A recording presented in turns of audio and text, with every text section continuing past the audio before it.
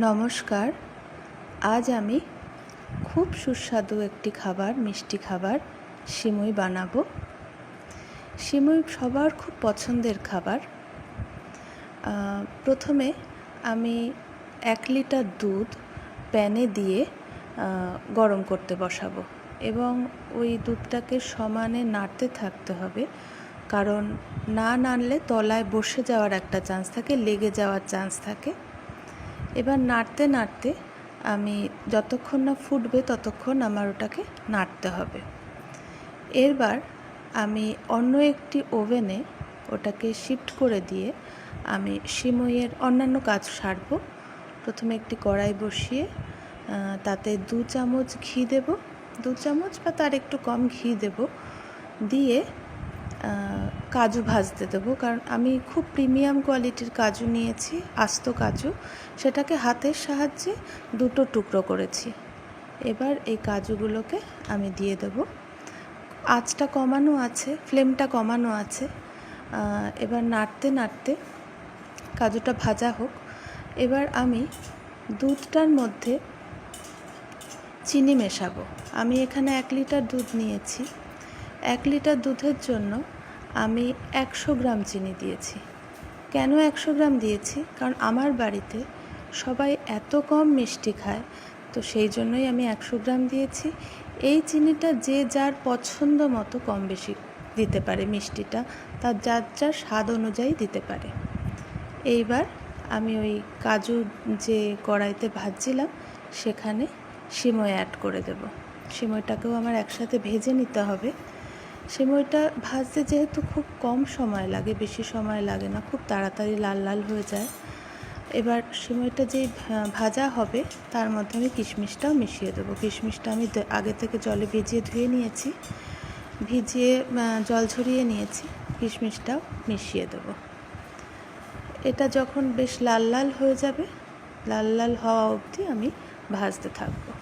কাজুটা পুড়ে যাওয়ার কোনো চান্স নেই, কারণ আমি সমানে নাড়তে থাকবো। ওটা সব যখন সিমুইয়ের সঙ্গে মিশবে কোনো চিন্তা নেই একসাথে, কারণ আমি এটা সম্পূর্ণ নিজের পদ্ধতিতে, ঘরোয়া পদ্ধতিতে এই সিমুইটা বানাচ্ছি, ইজিলি, খুব সহজভাবে কিভাবে এই রান্নাগুলো করতে হয়, যখন তখন যাতে বাড়িতে বানিয়ে খাওয়া যায়, রেডি করা যায়, সেই জন্য এগুলো দেখানো।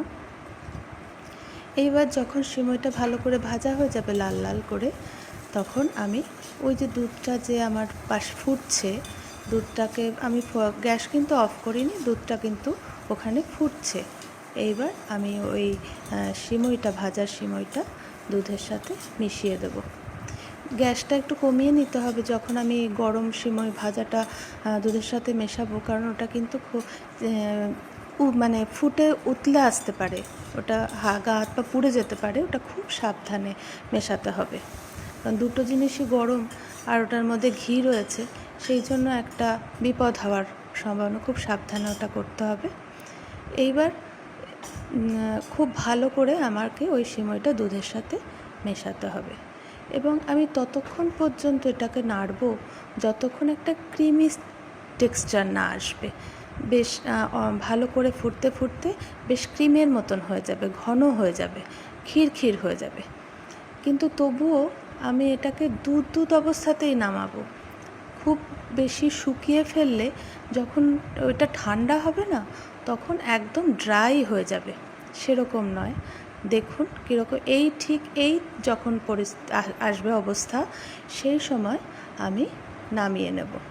দেখুন কতটা দুধ রয়েছে, কতটা পাতলা। দেখে মনে হচ্ছে এটা এতটা পাতলা, কিন্তু এটা যখন ঠান্ডা হবে বেশ ঘন হয়ে যাবে, বেশ টাইট হয়ে যাবে। এবার আমি এটাকে এই অবস্থাতেই বাটিতে ঢেলে নেব। খুব সাবধানে ঢালতে হবে, কারণ এটা ছিটে পড়তে পারে। আস্তে আস্তে ঢেলে নেওয়ার পর এবার এটাকে দেখুন কেমন হয়েছে, খুব সুন্দর। Thank you.